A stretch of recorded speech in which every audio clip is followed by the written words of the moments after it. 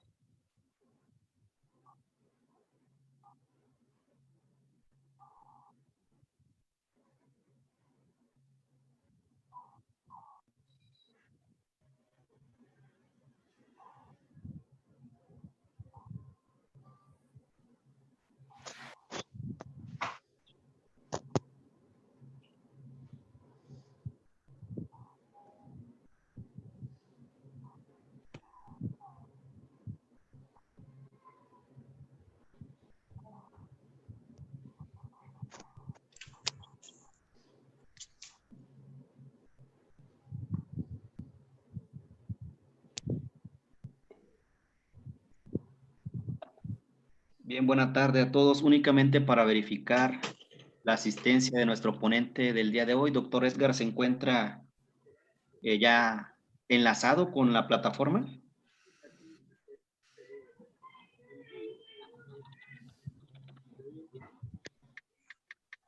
Un favor, quienes me puedan escuchar, levanten su manita, por favor, virtual.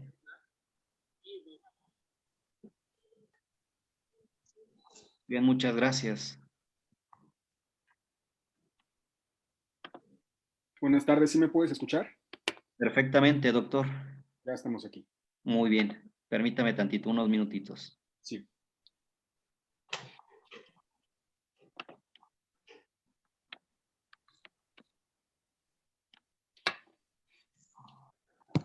Muy buenas tardes, doctor Edgar. ¿Qué tal? Buenas tardes. Estamos presentes desde el estado de Hidalgo. Muchas gracias. Bienvenido. Sí, gracias.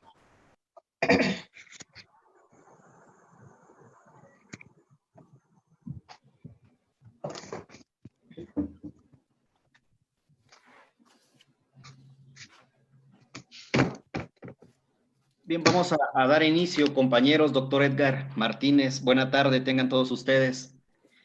Una disculpa de antemano, tuvimos un pequeño detalle con el enlace que tenemos a través de la plataforma Zoom y la diversa de Facebook Live de nuestra página oficial. Por eso el retardo en la actividad académica del día de hoy. Sin embargo, les doy la más cordial bienvenida a este evento.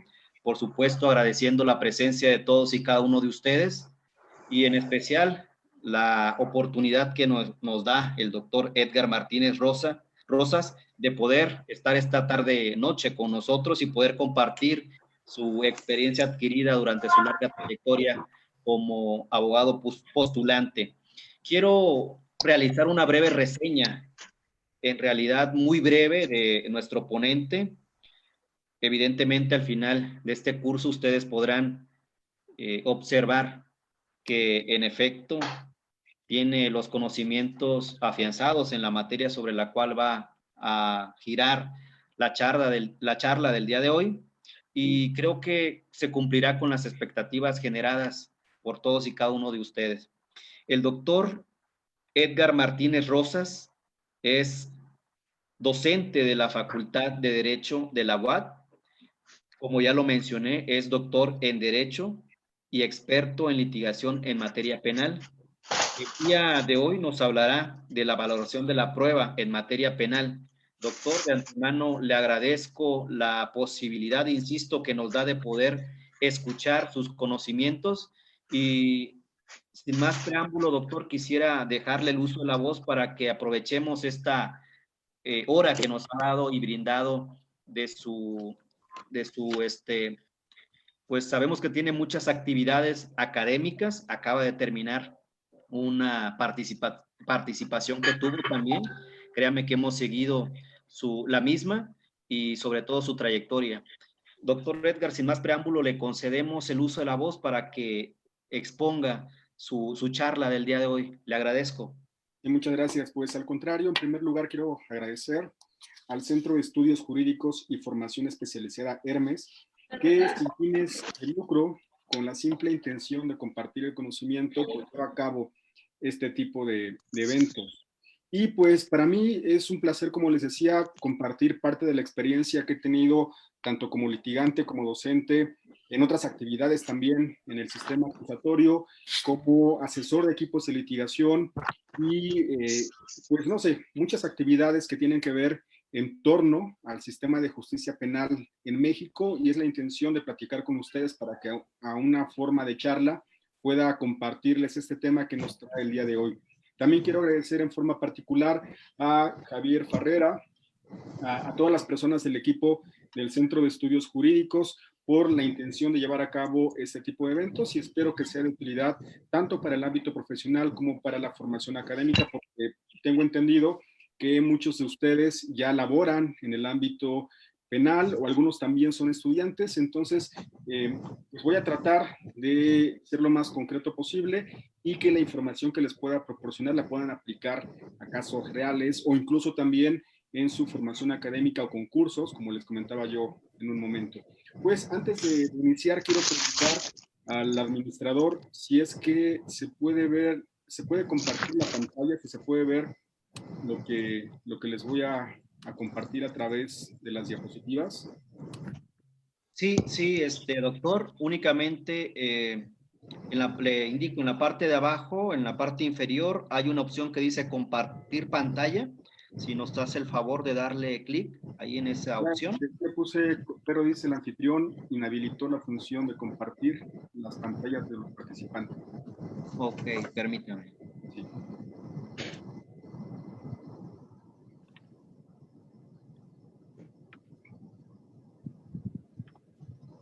Adelante, doctor. ¿Pudiera intentarlo de nueva cuenta? A ver, voy a intentarlo. ¿Me dicen si se puede ver? Sí, lo vemos correctamente. Está bien.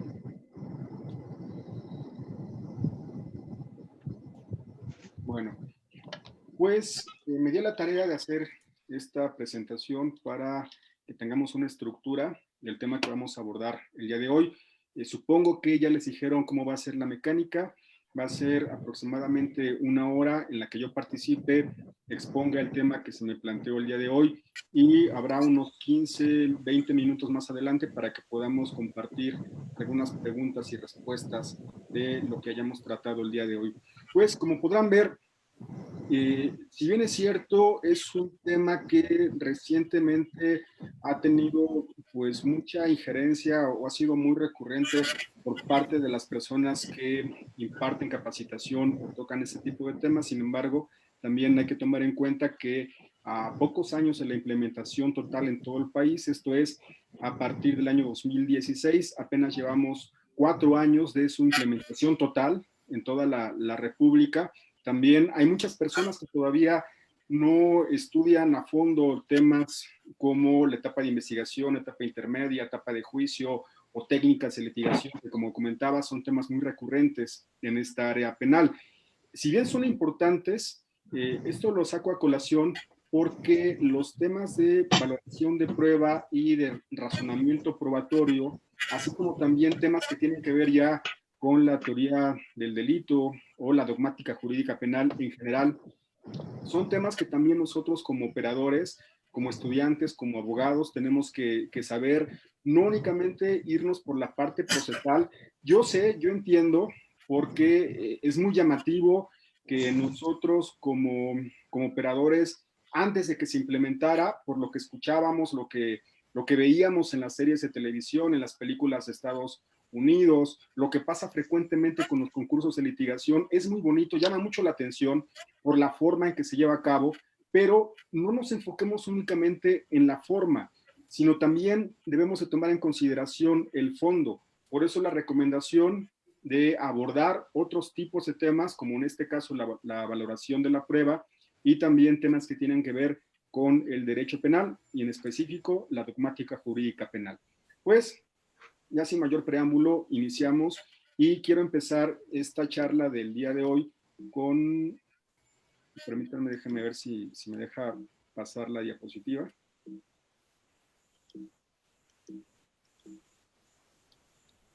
Al parecer tengo problemas para pasar las diapositivas.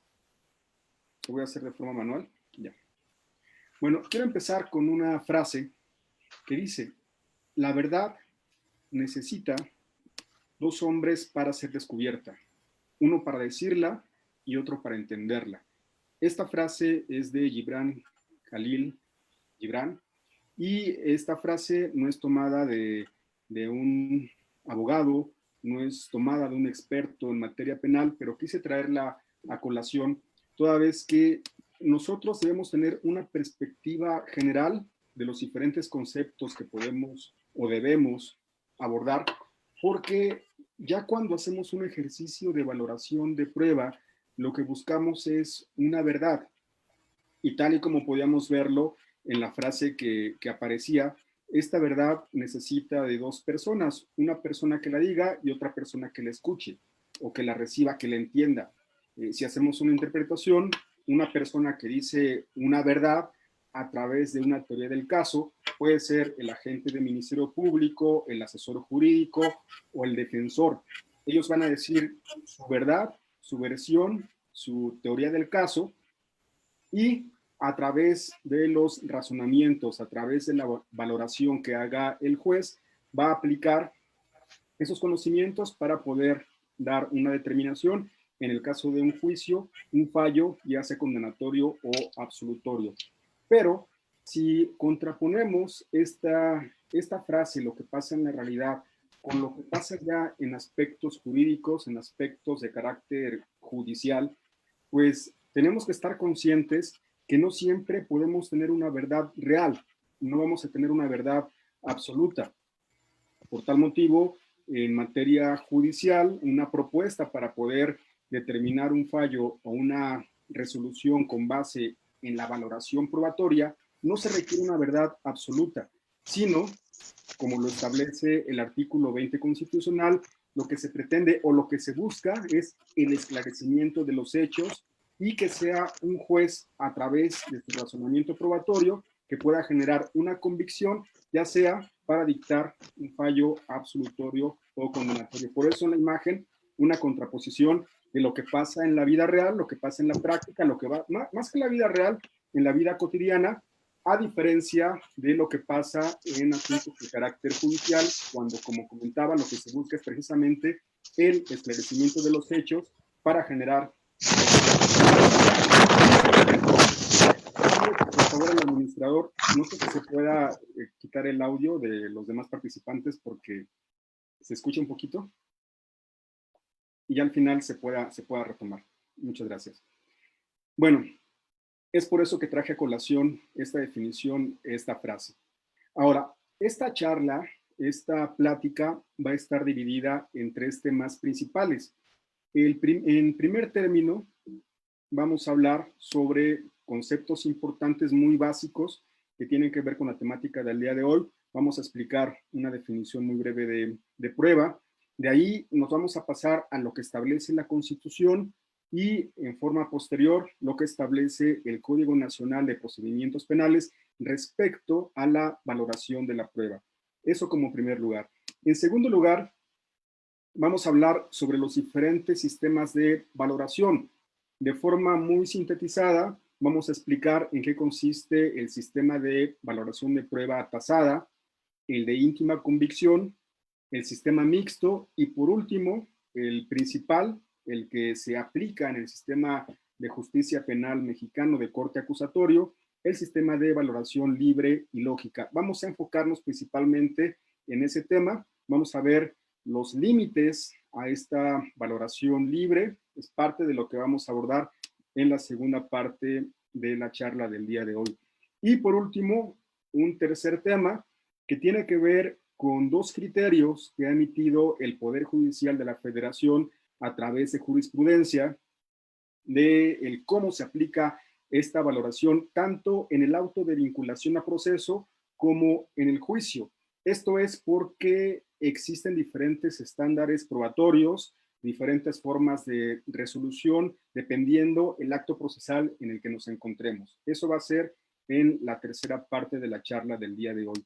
Pues para abordar este primer tema, pues debemos tener una base, como decía yo, que son los conceptos.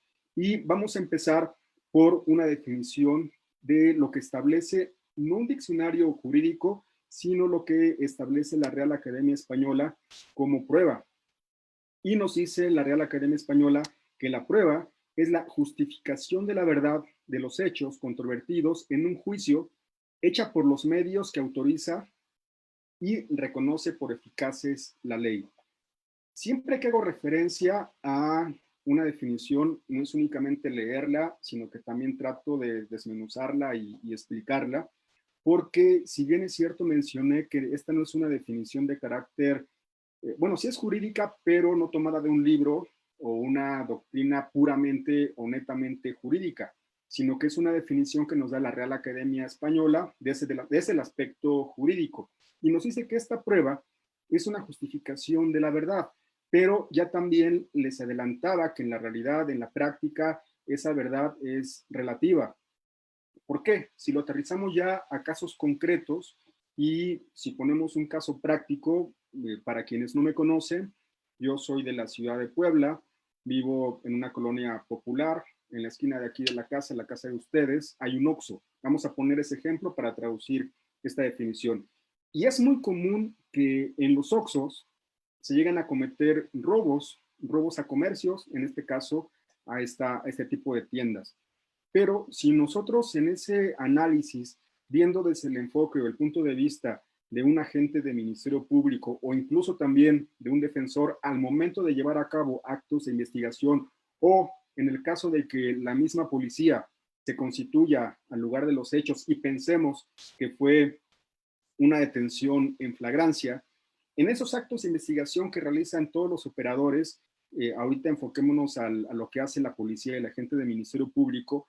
Si entrevista a una persona, pensemos, entrevista al cajero de ese Oxxo, da una versión de los hechos, pero también pensemos que otra persona de un negocio de enfrente también se pudo percatar cómo entraron diferentes personas a ese Oxxo con armas de fuego, con vestimenta de cierto tipo, que tardaron tanto tiempo, que hicieron quizá algunas detonaciones, y él nos va a dar otra versión.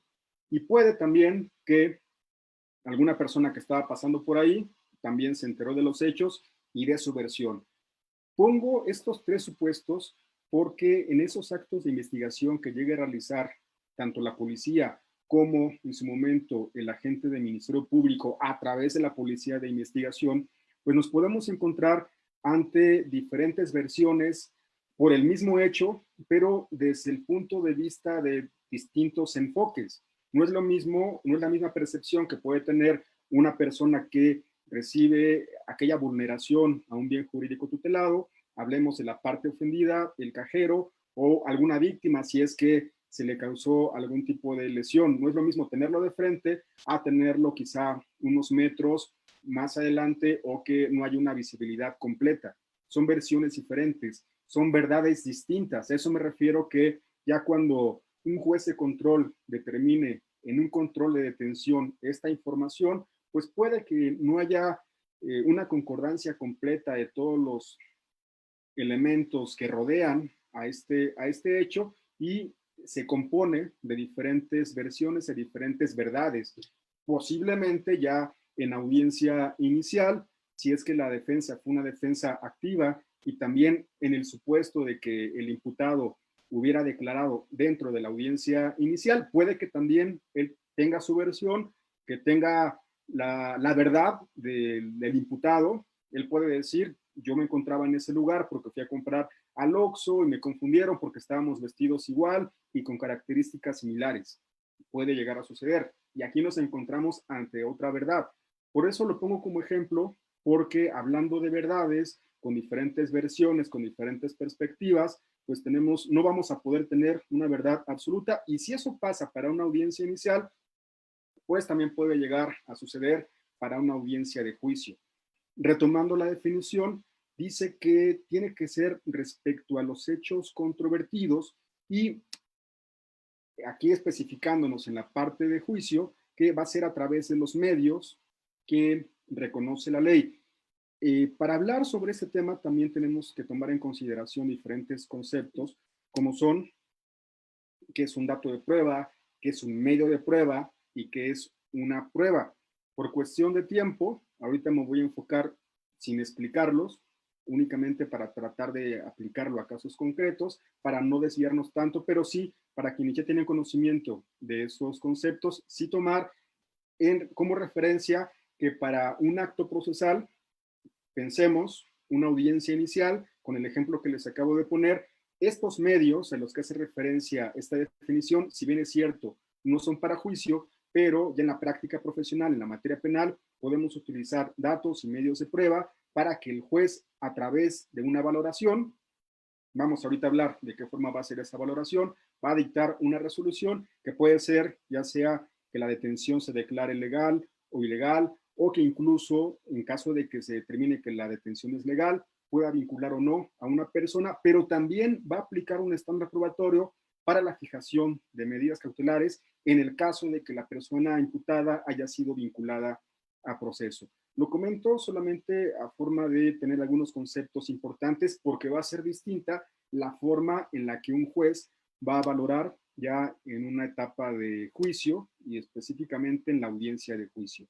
Bueno, eso es lo que nos dice la definición respecto a lo que es una prueba, pero también tenemos que tomar en consideración, ya enfocándonos a la parte de valoración, lo que establece en la parte jurídica tanto la Constitución Política de los Estados Unidos Mexicanos como el Código Nacional de Procedimientos Penales. En primer lugar, lo que establece el artículo 20 constitucional, vamos a tomar en cuenta dos fracciones del apartado A. En primer lugar, la fracción primera. La fracción primera nos va a establecer cuáles son los objetivos del sistema acusatorio. Y en particular son 4. Quiero que pongan mucha atención porque esos 4 objetivos que establece el artículo 20, apartado A, fracción primera, de igual forma se pueden utilizar para que el órgano jurisdiccional, a través de un razonamiento, valore las pruebas, ya sean datos, medios o pruebas, en diferentes actos procesales. Esto es, porque los objetivos, en primer lugar, es el esclarecimiento de los hechos, en segundo lugar, proteger al inocente, en tercer lugar, procurar que el culpable no quede impune, y al parecer tengo un problema con mi pantalla porque se están marcando, no sé si alguno de ustedes está marcándolo en la pantalla. Se están marcando algunas rayas, pero voy a seguir con la explicación. Decía, tenemos el esclarecimiento de los hechos como un objetivo, proteger al inocente, procurar que el culpable no quede impune y que los daños causados por el delito se reparen. Les decía, esos 4 objetivos, los que acabo de mencionar, van a tener que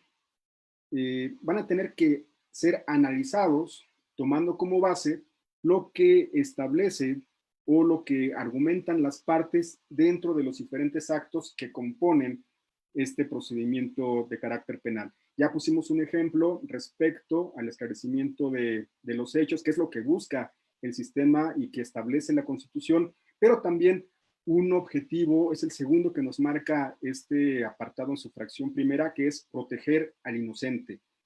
Muchos juristas o muchos colegas coincidimos en que este segundo objetivo no únicamente aplica para la víctima o para el ofendido, sino también para el imputado, llámele como le quieran llamar, de forma general se le puede llamar imputado, pero ya sea indiciado, imputado, acusado o incluso también en la parte de ejecución o en la etapa de ejecución sentenciado, ya sea cualquiera de ellos, principalmente haciendo referencia a este último en su carácter de imputado o acusado, él también puede ser inocente y él también puede presentar su versión de los hechos, esta parte fáctica de circunstancias, de tiempo, lugar y modo de cómo se llevó a cabo un hecho, pero desde la perspectiva del imputado, y va a ser a través de los datos, medios y pruebas que en las diferentes etapas procesales vaya a presentar, pudiera demostrar su inocencia. Es por eso importante que hay que tomar este objetivo también en consideración porque va a ser motivo de valoración de prueba. Un tercer objetivo es procurar que el culpable no quede impune, aquí ya más enfocado al imputado o acusado, tomando como referencia en contraposición la versión que presenta el agente del Ministerio Público manifestando, argumentando a través de una formulación de imputación o una formulación de acusación, que esta persona en su primera etapa es probable que haya cometido un hecho o ya en la etapa de juicio adjudicando a través de esta acusación la responsabilidad o la culpabilidad de una persona en particular. Esa plena responsabilidad a la que hace referencia la formulación de acusación por parte del agente del Ministerio Público. Y por último, también va a haber ciertos actos a través de los cuales sean motivo de valoración de prueba en lo que tiene que ver con la reparación del daño. Recordemos que dentro de la etapa de juicio, específicamente en la audiencia de juicio, en caso de que el fallo sea condenatorio, vamos a tener otra audiencia dentro de la misma u otro acto procesal que tiene que ver con la audiencia precisamente de reparación del daño en la parte relativa a la individualización de la pena. También tiene que demostrarse, tiene que justificarse esta reparación del daño. Y ya en la fracción segunda nos establece que esta valoración tiene que ser en presencia del juez y que tiene que ser de forma libre y de forma lógica. En esta parte que está resaltada, en la presencia del juez, para las personas que apenas están empezando a conocer este tipo de temas en materia penal, recordemos que son 3 tipos de jueces: un juez de control, un juez de juicio oral o tribunal de enjuiciamiento y un juez de ejecución. Pues van a ser ellos, como órgano jurisdiccional, quienes a través de la valoración de prueba van a realizar ese razonamiento, ese análisis de forma libre y de forma lógica. Tanto la Constitución como el Código Nacional de Procedimientos Penales no nos definen lo que podemos entender por la valoración libre y lógica. Eso ya es parte de lo que se aprende a través de las teorías, a través de los juristas que en su doctrina, en sus libros, nos dan mayor información o una forma de entender de forma adecuada lo que podemos aplicar como valoración libre y lógica. Quiero hacer una pregunta al administrador, si es que solamente soy yo o se pueden eliminar estas rayas que aparecen en las diapositivas. No sé si a lo mejor sin querer apliqué alguna función. Disculpe, usted sí podría, no puede eliminarlas más bien, pero sí podría cancelar para que ya no le estén fallando. En su Ya. panel de arriba le aparece. ¿Es algún participante que lo Sí, que sin querer lo algún hizo? participante yo creo que movió y lo marcó. Pero ahí donde dice ver opciones, usted puede desactivar las anotaciones. Ok. Ya le puse Por favor. inhabilitar. Le puse inhabilitar. Anotaciones, sí, con eso ya no lo van a volver a interrumpir, disculpe. Sí, no se preocupe, gracias. Pero creo que ya no se pueden borrar, ¿o sí? No, esas no, solamente la persona que las haya hecho, pero incluso creo que no las vas a ver quitar porque fue un accidente. Porque ya inhabilité también la función. Parece, sí. Bueno, mira, voy a hacer esto. Para poder continuar, voy a habilitar nuevamente la función, dice habilitar anotación de los participantes. Posiblemente alguna persona que está viendo o escuchando sin querer le puso ahí para hacer anotación. Le pido de favor que si es posible lo elimine, porque distrae un poco.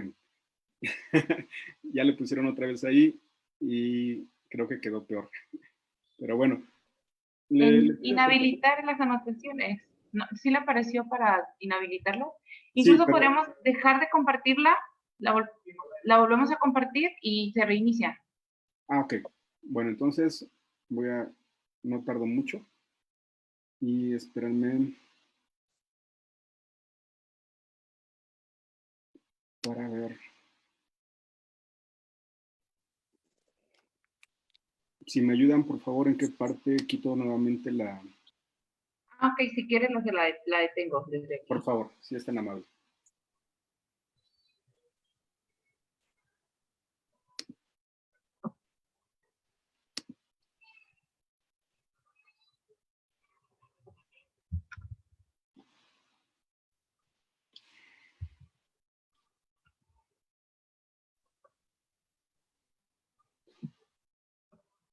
Voy a poner nuevamente compartir. Sí, nuevamente, por favor, puede compartir.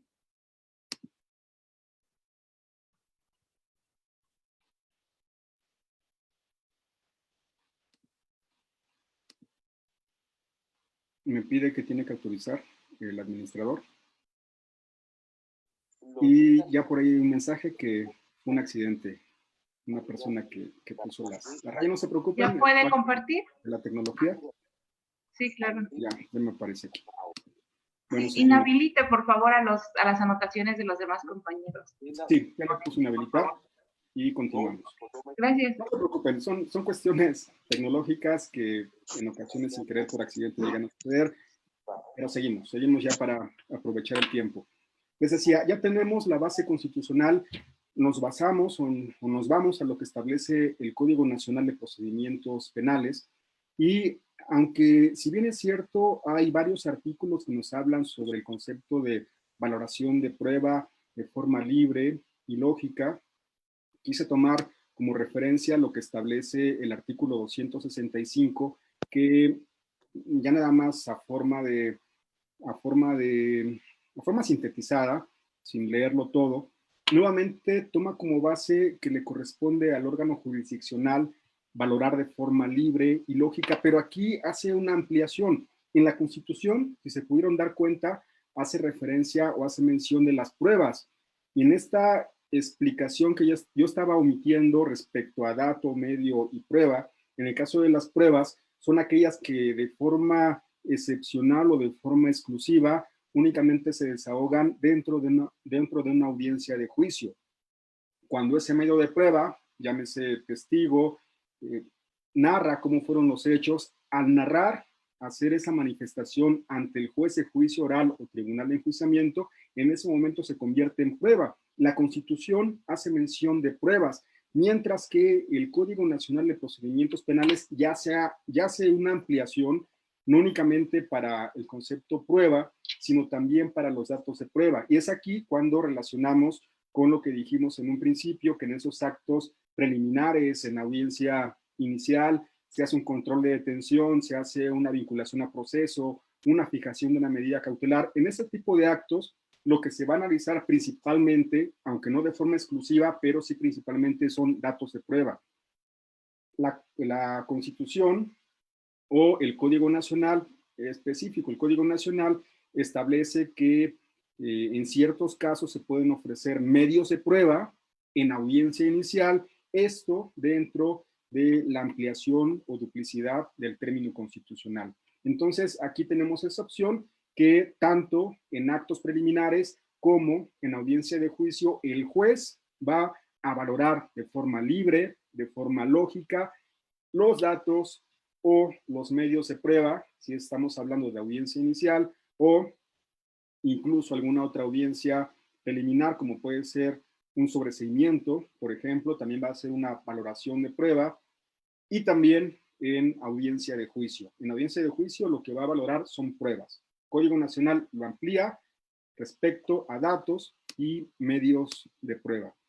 Ahora, ya dejamos esa primera parte de la charla sobre los conceptos que podemos encontrar o la parte jurídica en la Constitución y Código Nacional para enfocarnos a esa explicación que yo les decía que no contempla ni la Constitución ni el Código Nacional respecto a qué podemos entender por una valoración libre y lógica.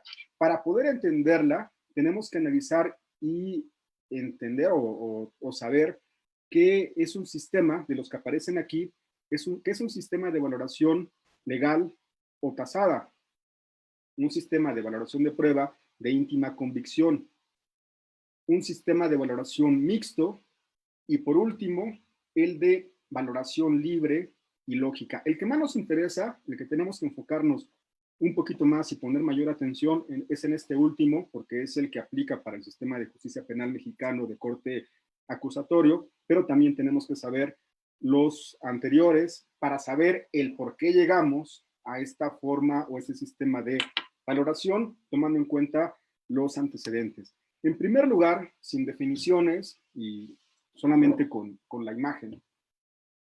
No es que lo diga yo, sino que hay muchos autores, por ejemplo, bueno, solamente para comentar y también que ustedes tengan algún material que se puedan auxiliar para conocer un poquito a mayor, bueno, un poco a mayor detalle, perdonen la expresión, este tipo de temas. Un libro, un material que les puede servir muy práctico, muy sencillo, es uno que voy a recomendar. No conozco personalmente al autor, pero es una obra que yo tengo en mi poder, que se llama La prueba en el juicio oral. Es el autor Cipriano Sotelo Salgado. Es un manual o un libro muy pequeñito, no es manual, es un libro, pero de forma muy práctica nos explica este tipo de conceptos. Y también a través de la página de Facebook del Centro de Estudios Jurídicos, en algún comentario que vaya a poner yo más adelante, les voy a compartir otra obra que también pueden utilizar para que tengan mayor información de estos conceptos, y la obra se llama La prueba libre y lógica, se llama así, esa la pueden descargar libre y gratuitamente de internet, es del autor Iván Aarón Seferín Hernández. Repito, es Iván Aarón Seferín Hernández. Este libro lo voy a compartir en la página de Facebook del Centro de Estudios Jurídicos para que las personas que me están viendo pues puedan tener mayor información respecto a este tipo de conceptos.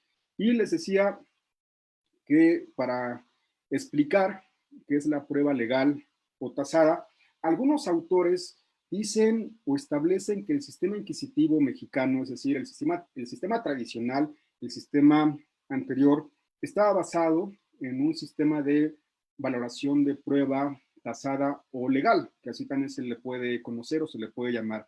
Algunos otros dicen que este sistema inquisitivo era de valoración mixta o el sistema mixto. Vamos a explicarlo más adelante.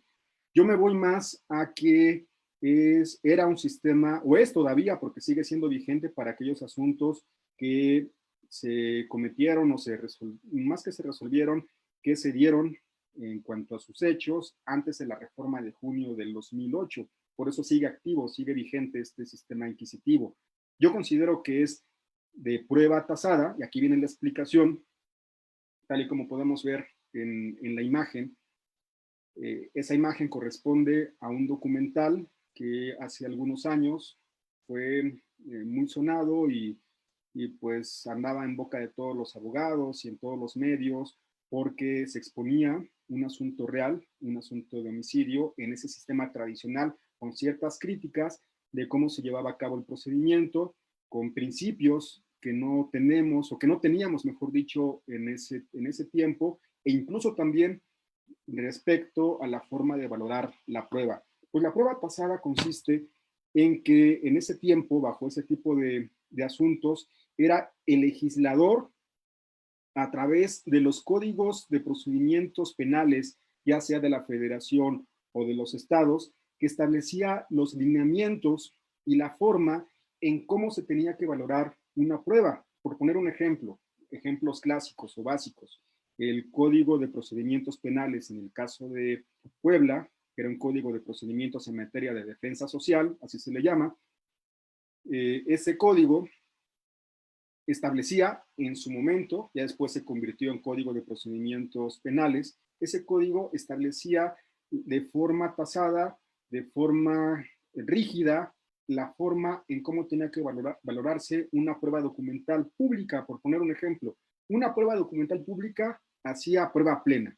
Es un ejemplo de la prueba tasada. Legislador, a través del código, me decía o le decía al juez, si tienes una documental pública, tienes que valorarla de esta manera. Dala por cierta, dala por hecha, es prueba plena, tratándose de un documento público. Porque en caso de que hubiera alguna refutación o salvo prueba en contrario, se pudiera objetar o se pudiera tachar de falsa. Solamente en esos supuestos, pero el legislador ya me estaba diciendo cómo tenía que valorarla. Así con los documentos públicos, igual forma pasaba con los testigos, con los peritos. Es decir, el legislador me decía o le decía al juez, juez, tienes que resolver o tienes que valorar, mejor dicho, de esta forma. Eso es la prueba legal o la prueba tasada.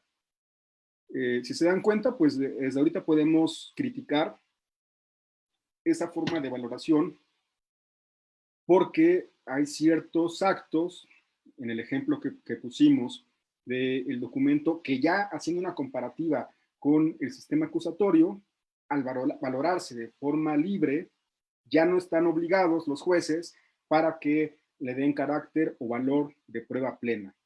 Va a quedar un poquito más claro cuando expliquemos sobre este sistema de valoración de prueba.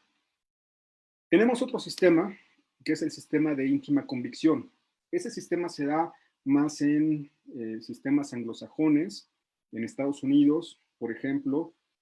Ahí hemos visto a través de las noticias, a través de diferentes medios, la forma en cómo se imparte justicia en Estados Unidos.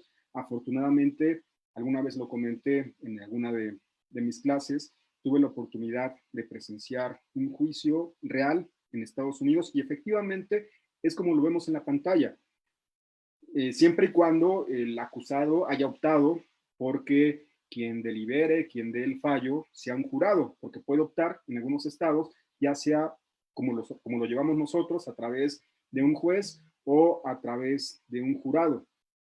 Si es a través de un jurado, son 12 personas que se van a elegir de entre la población.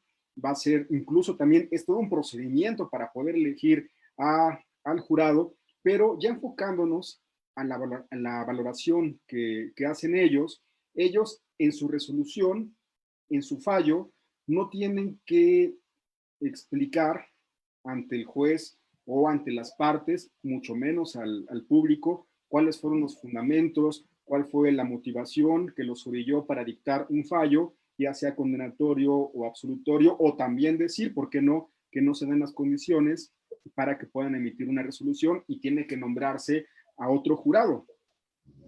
Pero en la parte central, en la parte que nos interesa respecto a la valoración de prueba, ellos no están obligados a fundamentar ni a motivar, únicamente a dar su resolución, ya sea condenatoria, absolutoria o que no hay condiciones para que puedan emitir su fallo. Eso es una forma de valoración respecto a la íntima convicción. El siguiente es un sistema mixto. Parece que van a hacer una pregunta, pero preferiría que fuera ya en la parte final, si es que esa es la imagen que me aparece, para que podamos avanzar rápido, porque ya vamos a agotar casi el tiempo. Bueno, les decía que otro sistema de valoración de prueba es la prueba tasada o de valoración. No me hagan caso, solamente me guié por lo que está en la diapositiva. Es un sistema mixto.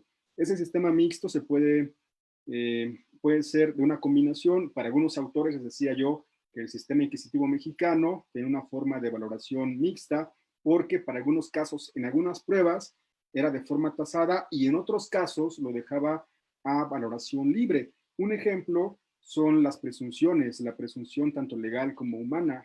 En el caso de la materia penal, algunos códigos procesales de los estados establecían esta forma de prueba, la presunción, y en específico la humana. Eso permitía que a través de inferencias lógico-jurídicas que realizaba el juzgador pudiera tener una convicción a través de un razonamiento y determinar o dictar una resolución en tal sentido.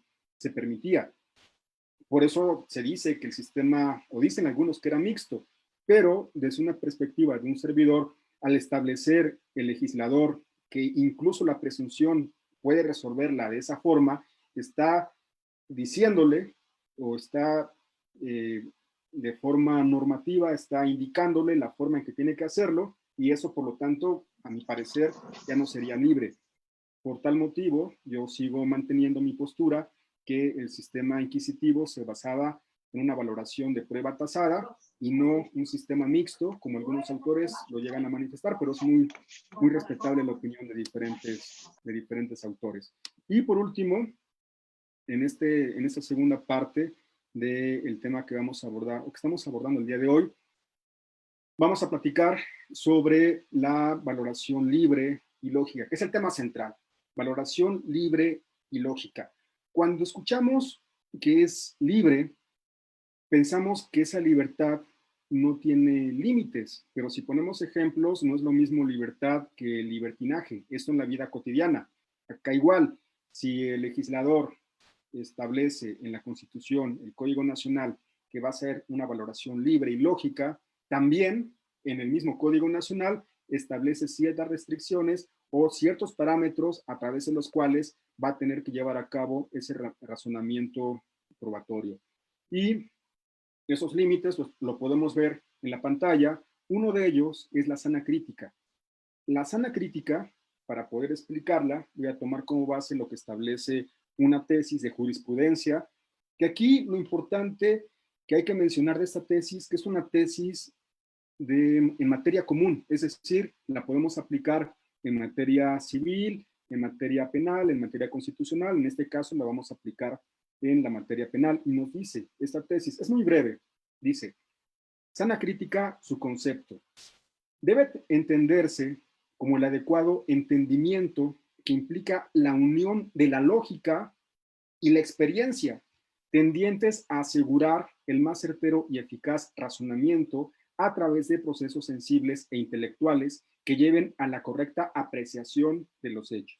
Si se pueden percatar, si es que hablamos de la sana crítica, utiliza dos elementos importantes que son la lógica y la experiencia. En este momento no quiero abundar mucho sobre esos conceptos porque vamos a explicarlos más adelante cuando hablemos de la máxima de la experiencia y las reglas de la lógica, pero son dos elementos principales que utiliza la sana crítica, tomados como referencia en esta tesis, que va a ser a través de esos elementos que se va a hacer un razonamiento de carácter o de tipo intelectual para una correcta apreciación de los hechos. Eso lo dejamos así nada más como definición, pero va a quedar mejor explicada cuando hablemos, repito, de máximas de la experiencia y reglas de la lógica. Ahora, déjenme tomar un poquito de agua para explicar esta parte que es muy recurrente en las audiencias, tanto por parte de los juzgadores como incluso también de los operadores. Antes de explicarla, quiero confesarles algo, quiero abrirme con ustedes. Yo, muchos de los conocimientos que he adquirido, o pocos, no sé cómo sean, pero los he adquirido a través de capacitaciones.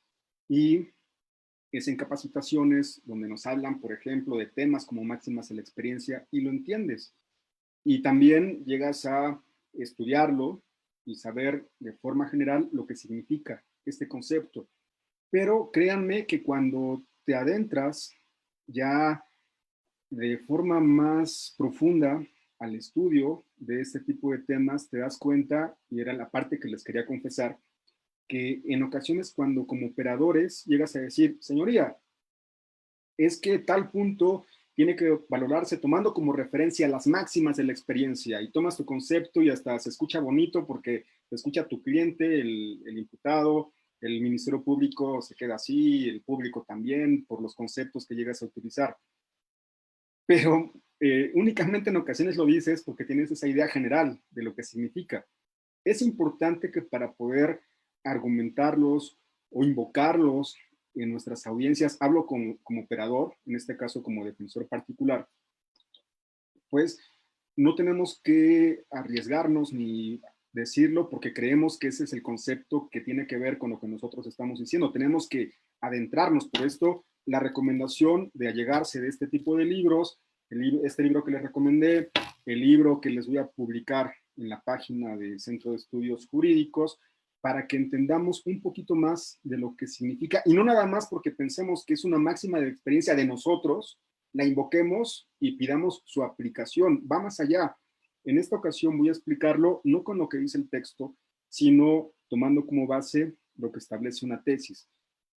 Hay que hacer mención también que esta tesis, a diferencia de la anterior, no es una tesis de jurisprudencia, es una tesis aislada. El número es 2.023.000.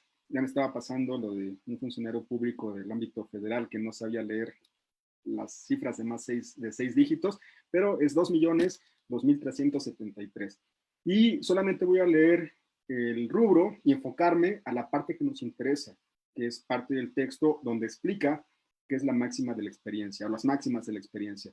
Dice, pruebas en el juicio oral, concepto de sana crítica y máximas de la experiencia, para efectos de su valoración, interpretación del artículo 592 del Código de Procedimientos Penales del Estado de Nuevo León.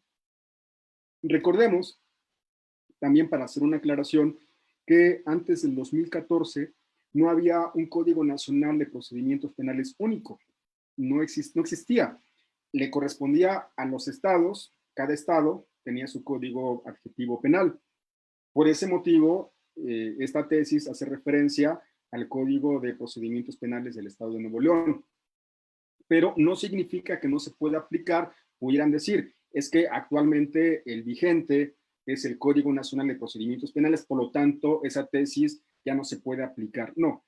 Cuando hay reformas, cuando se abrogan, derogan leyes, y las tesis también hacen referencia a esa tesis reformada, abrogada, pero la esencia, la figura principal, que en este caso pueden ser las máximas de la experiencia, en el fondo sigue siendo la misma, se pueden aplicar este tipo de tesis. Por eso la saco a colación, y esta tesis nos refiere que las máximas de la experiencia son normas de conocimiento general que surgen de lo ocurrido habitualmente en múltiples casos y que por ello pueden aplicarse en todos los demás de la misma especie, porque están fundadas en el saber común de la gente, dado por las vivencias y la experiencia social en un lugar y en un momento determinados.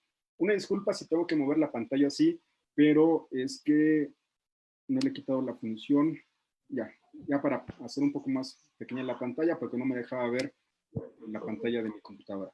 Bueno, para explicar este concepto de las máximas de la experiencia y retomando lo que les decía yo en ese ejemplo de cómo en la práctica, en ocasiones sin saber el fondo o todos los requisitos para que un juez pueda valorar tomando como referencia las máximas de la experiencia, aquí nos explica de forma muy general qué podemos entender por las mismas.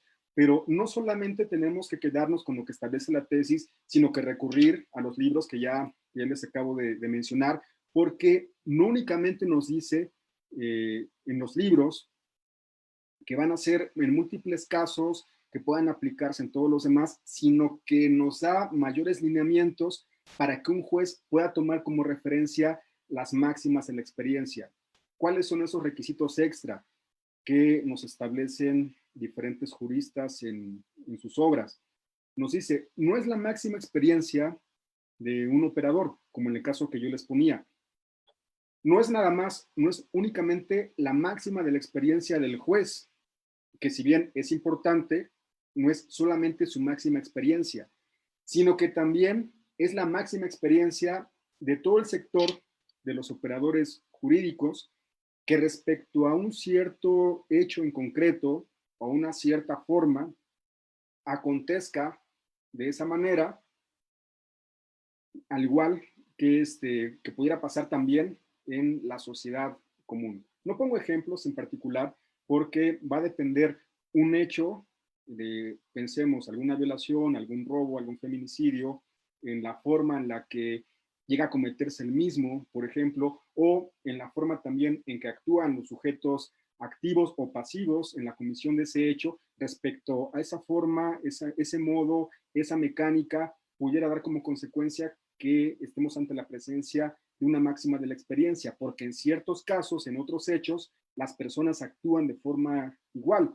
Tomando como referencia y centrando a esta definición de la explicación que yo daba, la experiencia del juez, la experiencia de las personas que se dedican, los operadores jurídicos de esta área, la experiencia de la ciudadanía, y no únicamente la experiencia en general, sino que se tiene que dar, como dice la tesis, en lugar y tiempos determinados. Son estos actos, son estos hechos que de forma repetitiva, por el sentido común,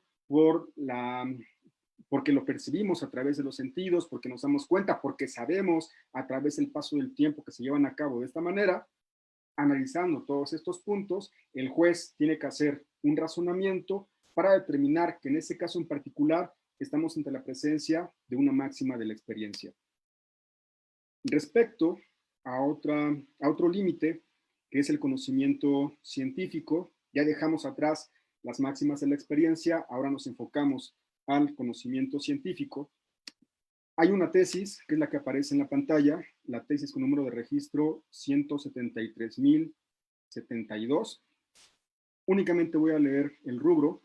Dice, conocimientos científicos, características que deben tener para que puedan ser tomados en cuenta por el juzgador al momento de emitir su fallo. Y esta tesis, al igual que la anterior, es una tesis común, es decir, aplica para todas las materias. No voy a leerla, únicamente quiero enfocarme a dos incisos que establece que debe de cubrir esos lineamientos para que se pueda tomar ese conocimiento científico de un experto.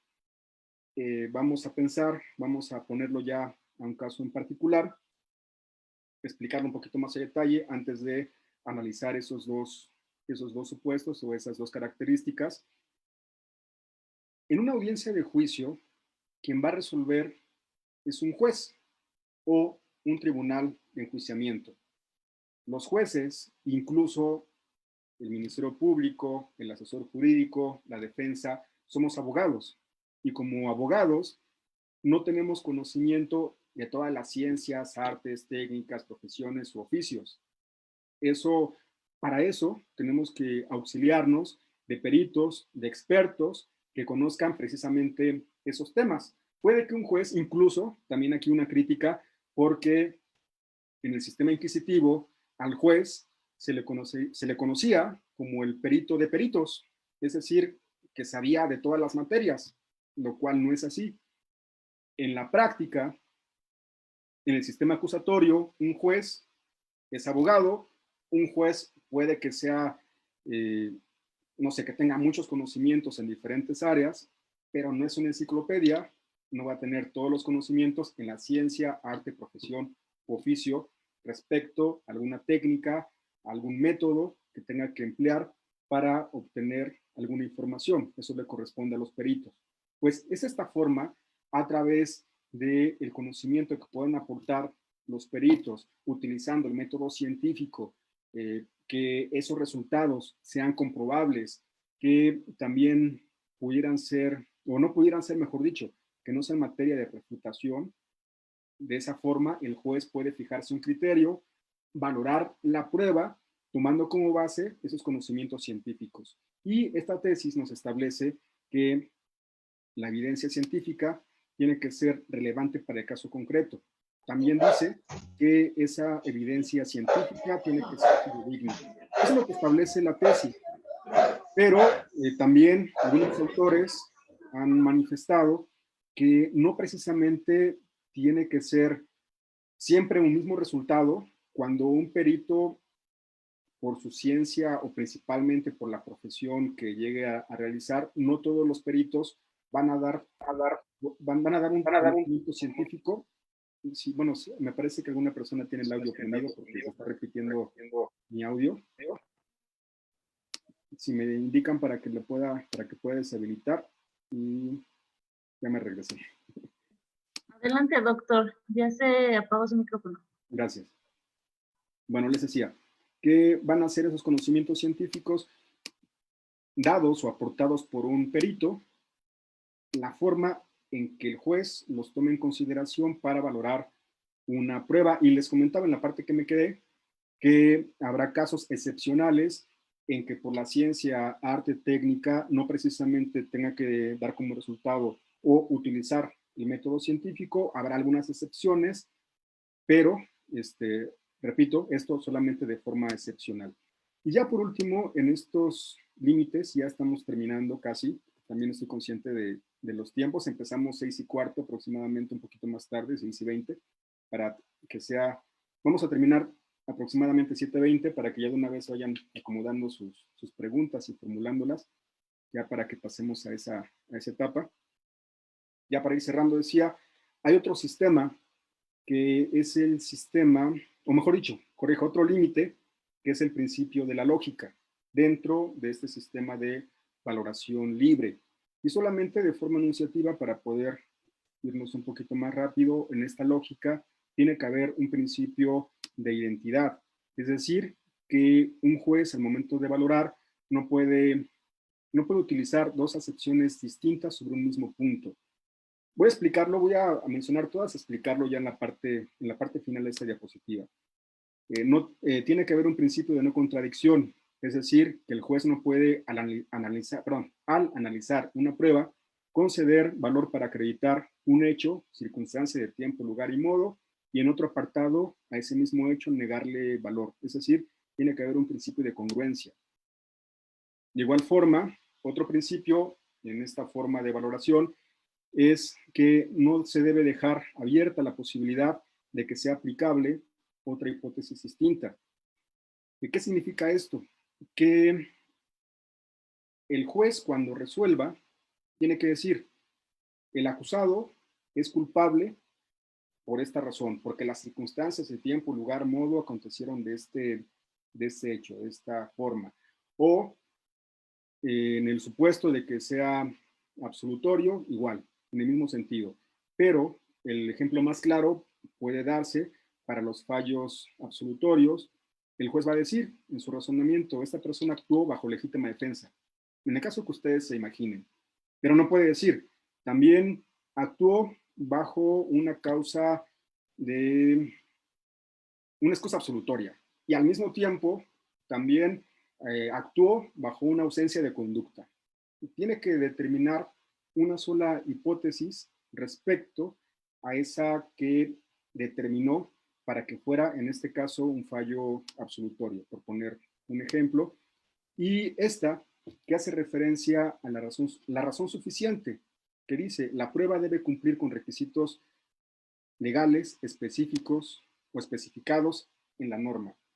Respecto a esta última, de razón suficiente, es muy importante que ustedes como operadores la tomen en consideración, porque es cuando hablamos en la prueba ilícita o la prueba ilegal. No está en la diapositiva, pero estamos hablando o nos encontramos ante la presencia de una prueba ilícita cuando la misma va en contraversión a lo que establecen derechos fundamentales. Por ejemplo, voy a poner un ejemplo, artículo 16 de la Constitución, que hace referencia a la inviolabilidad de las comunicaciones privadas. Si el agente del Ministerio Público en un acto en particular vulneró este principio, toda vez que para una comunicación privada no pidió la autorización de un juez de control o que la misma no fue autorizada por quienes intervienen en ella y tampoco se desprende la comisión de un hecho ilícito, si no cumple con estos preceptos o con estos lineamientos, por lo tanto es ilícita. En el caso de las pruebas ilegales, van en contraversión a lo que establecen las normas de carácter adjetivo, específicamente el Código Nacional de Procedimientos Penales. Si alguna prueba se obtiene bajo la vulneración, ya sea de la Constitución, prueba ilícita, o del Código Nacional, prueba ilegal, por lo tanto, no hay razón suficiente y no la va a valorar o tomar en consideración el juez. Tu video está detenido. Bueno, por ahí estaba el audio de alguna persona. Seguimos. Espero se haya entendido en esta parte. Y por último, ya en la tercera y última parte de esta charla, espero terminarla en 5 minutos, ya para que agotemos la hora que dijimos desde un principio. Ahí dice 4, pero es la tercera parte de la charla. Son criterios que quise traerles a colación, porque son tesis de jurisprudencia que establece cuáles son los lineamientos o parámetros que se deben de fijar, o más que fijar, que debe de tomar en cuenta una autoridad jurisdiccional para resolver, dependiendo si estamos hablando en este caso de un auto de vinculación o de un juicio. Y hay más. De hecho, en la publicación que les acabo de mencionar hace un momento, el autor Iván Aarón Seferín Hernández, dentro de su publicación, establece unas líneas y las marca, esas líneas, para que se den una idea, la marca del 1 al 10. Y del 1 al 10 va marcando, enumerando 1, 2, 3, 4, 5, 6, 7, 8, 9, 10, para que se le imaginen una especie de línea del tiempo, y de forma gráfica nos explica los diferentes estándares probatorios. Y para poner un ejemplo de esa línea, en el estándar probatorio para una vinculación, nos dice, si partimos del 1 al 10, para dictar un auto de vinculación, debe de haber una probabilidad. Y esa probabilidad, la pone en el punto medio, no me acuerdo si en el punto 5 o en el punto 6, por esa probabilidad, porque la última, el número 10, es la verdad real, lo que aconteció, y nunca ocupa el número 10. Para juicio, en esa línea, la pone en el punto número 9, por lo que les dije en un principio, nunca vamos a llegar a una verdad real, una verdad absoluta, por diferentes circunstancias, por las percepciones, por las formas en cómo se desahogan las pruebas. Pero en ese estándar, en ese último que les mencionaba, lo pone en el punto 9 como un estándar probatorio para determinar una resolución o para valorar la prueba. Y la tesis, respecto a la vinculación, es una tesis de jurisprudencia con número de registro 2.017.728. Solamente voy a leer el rubro. Dice, auto de vinculación a proceso, test de racionalidad que procede a aplicar para el estudio de los datos de prueba a partir de los cuales puede establecerse que se ha cometido un hecho imputado como delito. Ahora, esa tesis es algo extensa, solamente tomé las partes de ese test de proporcionalidad que lo divide en cuatro incisos. No voy a leerlos, únicamente voy a hacer referencia de ellos. El inciso A nos hace mención que tiene que haber una hipótesis, es decir, una teoría del caso. Vamos a aterrizarlo a casos prácticos, a casos reales. En una audiencia inicial, como ya dije, se compone de diferentes actos. Puede ser, si la detención fue en flagrancia, un control de detención, después vamos a pasar a una formulación de imputación después una vinculación a proceso, una fijación de medidas cautelares y por último, plazo para el cierre de investigación. Esta tesis hace mención a un acto dentro de la audiencia inicial que es la vinculación a proceso. Y previo a eso, previo a la solicitud de vinculación a proceso, el agente del Ministerio Público en la formulación de imputación expresa ante el juez de control esa hipótesis, esa teoría del caso, que es esa proposición fáctica relacionada con la parte probatoria también, pero se enfoca principalmente en esa formulación de imputación en la parte fáctica, que en algunos casos, si es que fue una detención en flagrancia, la misma detención se relaciona con la formulación de imputación si se llevaron a cabo en ese mismo momento, si fue al momento de estarse cometiendo el hecho que la ley señala como delito. De igual forma, si ya cuando hace una solicitud de vinculación, en la práctica, el mismo agente del Ministerio Público pide en algunas ocasiones que se dé por reproducida esa parte fáctica y se encarga o se hace cargo de la parte probatoria invocando datos de prueba. Ahí tenemos el elemento fáctico, que son los hechos, tenemos el elemento probatorio, que son los datos de prueba, y la parte jurídica, que es, ya lo dijo en su formulación de imputación, el tipo de autoría, la forma de participación, eso que tiene que ver con la parte jurídica. Esos tres elementos debe de cumplir, su teoría del caso. Si nos vamos a la otra parte, si nos vamos a lo que corresponde a la defensa, aquí cabe la posibilidad que sea una defensa activa y en la audiencia, en ese acto procesal, pues también argumente una versión alternativa.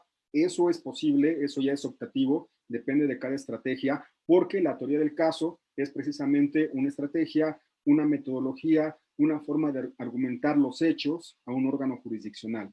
Y puede que la misma defensa, cumpliendo con esos requisitos, también dé su versión fáctica, probatoria y jurídica. Eso es lo que cumple esa primera parte respecto a el test de racionalidad que tiene que tomar en consideración, no únicamente lo que le presenta el agente del Ministerio Público, y esto es muy, muy importante porque muchos jueces, yo siempre hablo con respeto respecto a ellos, pero en ocasiones no comparto sus criterios. En este caso, comparto el criterio de un juez porque en una resolución que tuvimos en la práctica favorable, él decía, el estándar probatorio, el estándar de prueba para este caso en particular, para una vinculación, es mínimo, pero ese estándar puede aplicarse tanto para el agente del Ministerio Público como para la defensa. Muy similar a una tesis que les voy a explicar, la siguiente tesis, que dice, en juicio tengo dos versiones, tengo dos teorías del caso. Una dice que es culpable, otra dice que es inocente. Aquí en la audiencia inicial igual, me dice Ministerio Público, hay la existencia de un hecho que la ley señala como delito y la probabilidad que lo cometió o participó, tomando como referencia datos de prueba, mismo caso que pueda ser la defensa. Nos encontramos ante dos hipótesis. Y dice el juez, en ese comentario que yo les decía, ese estándar o esa valoración aplica tanto para lo que argumente el Ministerio Público como para lo que diga la defensa. Y en esa balanza, en esta audiencia, le doy valor a lo que dijo la defensa por estas y estas razones, haciendo un razonamiento jurídico de los datos y medios de prueba que nosotros presentamos a través de la invocación y a través del desahogo de medios de prueba en audiencia inicial. Entonces, esta hipótesis aplica tanto para Ministerio Público, asesor jurídico, como también para la defensa. El inciso B dice que los enunciados que integran la hipótesis, razonamientos con cierta probabilidad o verosimilitud. Esto ya para ir cerrando, eso también es muy, muy, muy importante porque, perdón, es que estoy recibiendo una alerta de mi teléfono. Permítanme.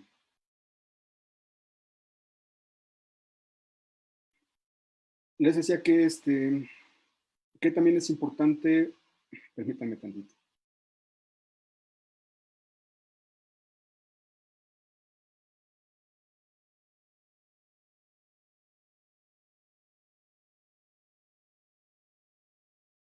Ya una disculpa. Les decía, estamos en el inciso B de la tesis. Decíamos que es muy importante que se tiene que tomar en consideración las cuestiones de probabilidad o verosimilitud. Aquí en ese tema, igual me podría llevar, no sé, 15, 20 minutos más explicándolos, porque es muy común que pase en la práctica.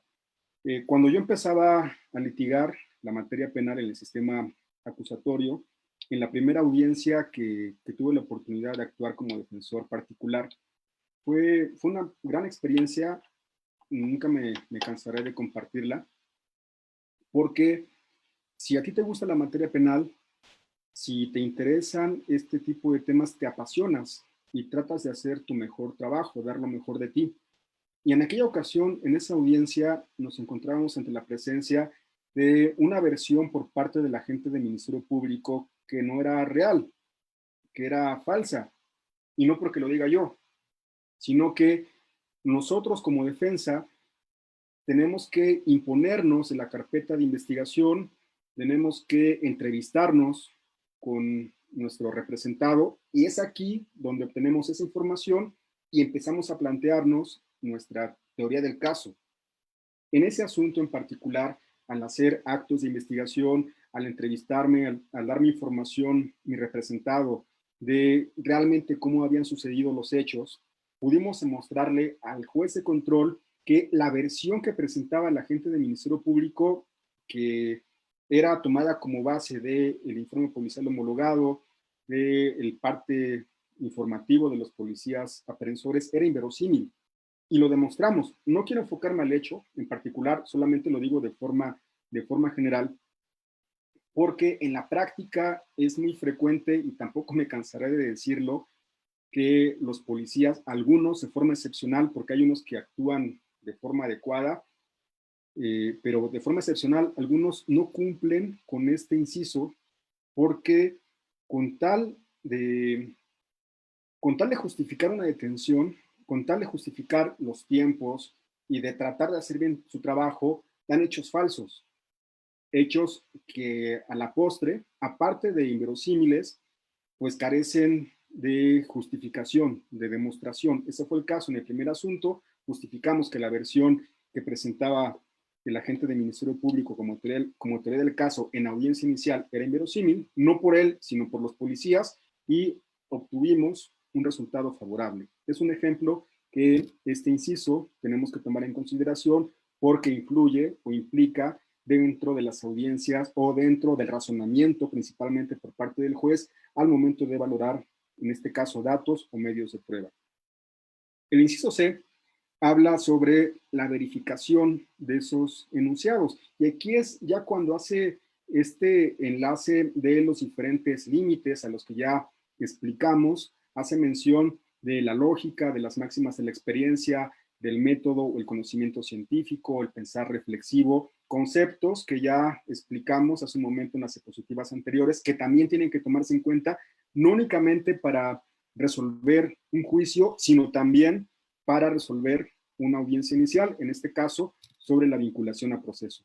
Y por último, inciso D, la aceptación o rechazo de la hipótesis mediante la argumentación de la hipótesis aceptada y la refutación, es decir, lo que les comentaba, va a haber, puede que existan diferentes hipótesis, una que presenta el Ministerio Público, otra que presenta la defensa, y en base o con base en los razonamientos que haga el juez, de los datos o medios de prueba desahogados en una audiencia inicial en vinculación a proceso, pueda determinar si vincula o no vincula a proceso. Ya para concluir, la última tesis, ya muy rápido, la última tesis del día de hoy, es una tesis también de jurisprudencia. Solamente voy a leer el rubro, lo demás lo voy a explicar ya sin lectura. Dice, presunción de inocencia y duda razonable, forma en la que debe valorarse el material probatorio para satisfacer el estándar de prueba para considerar cuando coexisten pruebas de cargo y de descargo.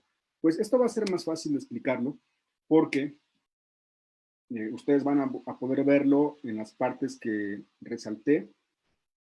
Nos encontramos ante dos hipótesis, una que presenta el agente del Ministerio Público donde dice que el acusado es culpable y otra que presenta la defensa con datos, corrijo, con pruebas, porque estamos en juicio, con pruebas que demuestran la teoría del caso de la defensa, en esa teoría fáctica, jurídica y probatoria.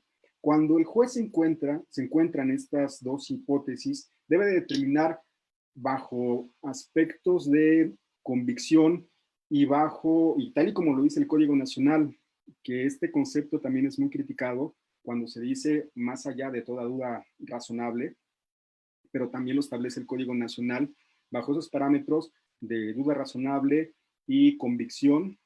En este caso puede ser incluso una convicción de inocencia.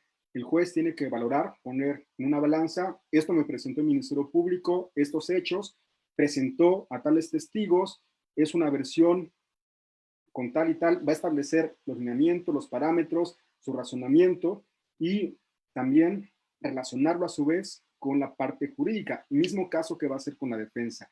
Y si en esa valoración observa que le da mayor credibilidad a la teoría del caso de la defensa, al final va a ser un fallo absolutorio. Y nos establece en esta tesis dos posibles hipótesis. Cuando cuestionen la fiabilidad de las pruebas de cargo, es decir, cuando la defensa ataca las pruebas o la teoría del caso del Ministerio Público, o la otra, cuando dice, como en el supuesto en que la hipótesis de inocencia efectivamente alegada por la defensa esté corroborada con esos elementos exculpatorios.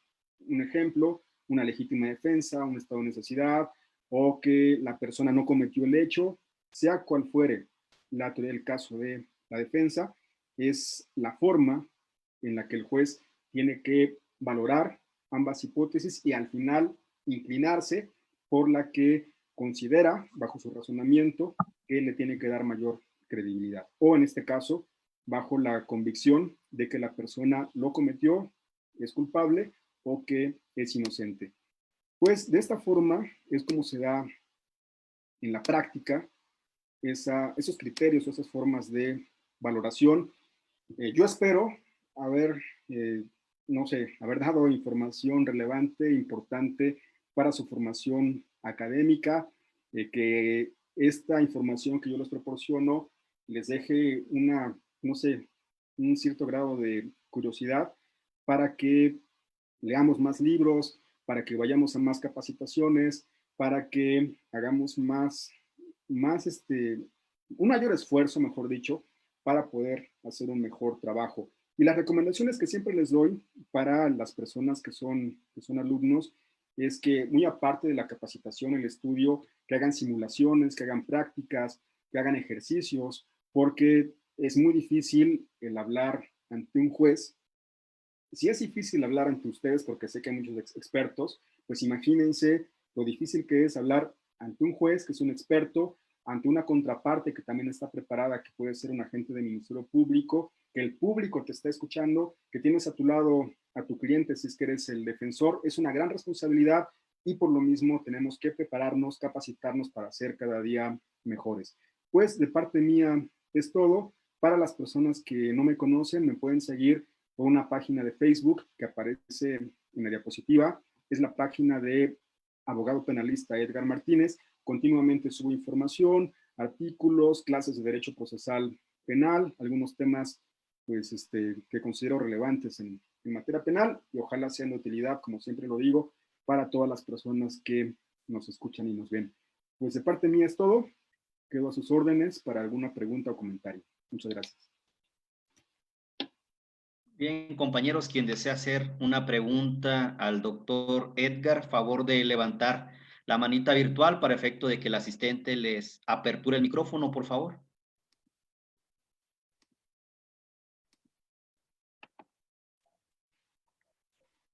Bien, ¿alguien desea participar? Por favor, hágalo saber. Buenas tardes. Buenas noches, abogado Edgar Martínez.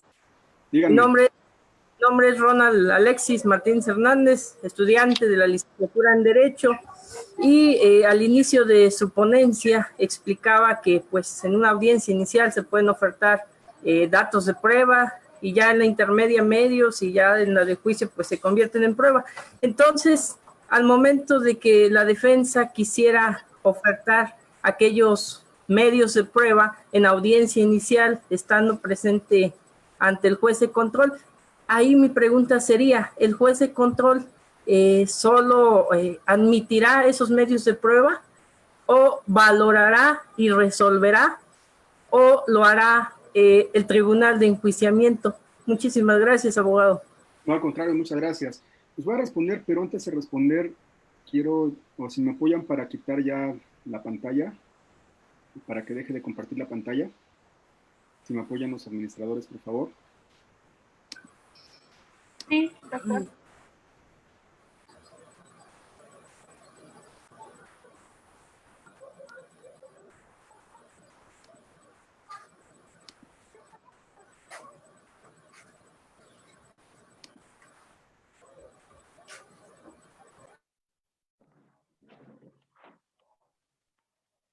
Bueno, lo que me apoyan para quitar la pantalla únicamente para que no nos distraigamos en lo que aparece ahí. Para responder también a Ronald, pues primero agradecerle que haya tomado esta plática, esta charla, y que ojalá que los comentarios que aquí presentamos pues sean de utilidad para su formación académica. Solamente hacer una aclaración a Ronald. Esto porque de forma muy respetable, pero muchos maestros o muchos ponentes llegan a manifestar que en la etapa de investigación se le llaman datos de prueba, en la etapa intermedia se le llaman medios de prueba, y en la etapa de juicio se llaman prueba. Esto no es así, porque el mismo Código Nacional de Procedimientos Penales nos establece que en la audiencia inicial se pueden desahogar medios de prueba. Esto significa que en la etapa de investigación se pueden valorar ya sean datos o medios de prueba. Esto para hacer una aclaración, a lo mejor entendí mal lo que dijo Ronald, pero en la audiencia inicial también se pueden ofrecer, desahogar y en consecuencia valorar tanto datos como medios de prueba. Ahora, ya para responder a su cuestionamiento,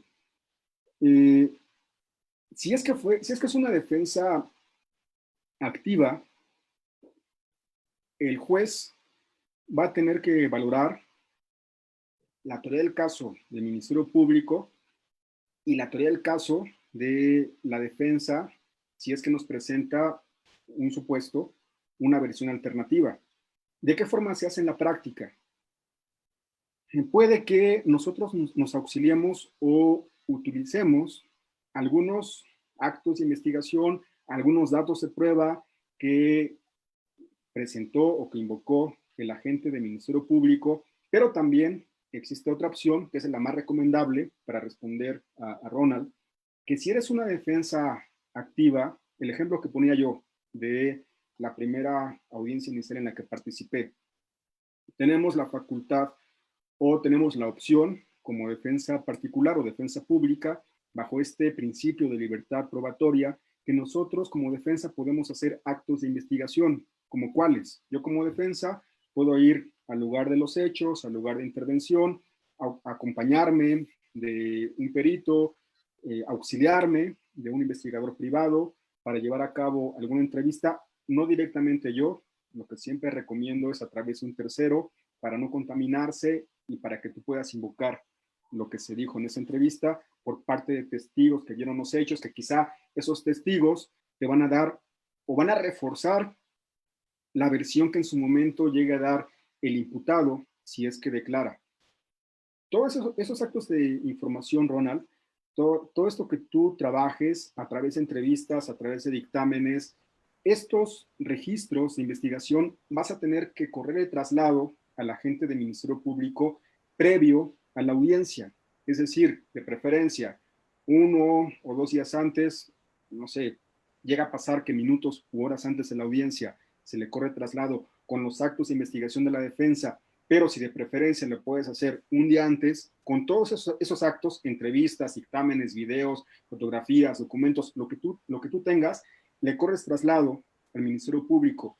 Y en la audiencia, cuando te toque responder la solicitud de vinculación del Ministerio Público, tú puedes invocar datos de prueba. Es decir, Esta defensa solicita no se vincula a proceso toda vez que tenemos esta versión alterna y que demostramos con tales datos de prueba. Al momento que tú los invocas, se convierten en datos de prueba. Eso es respecto a datos de prueba. Para responder la otra parte de tu pregunta, el artículo, espero no equivocarme, artículo 314 o 316 del Código Nacional establece que se pueden ofrecer medios de prueba en la audiencia inicial. Ejemplos: si tú como defensor fuiste al lugar de los hechos y hay testigos que presentan una versión diferente a la que presenta el agente del Ministerio Público, tú los ofreces, tienes que hacer un ofrecimiento en la audiencia inicial, debes de justificar que es pertinente, que es relevante.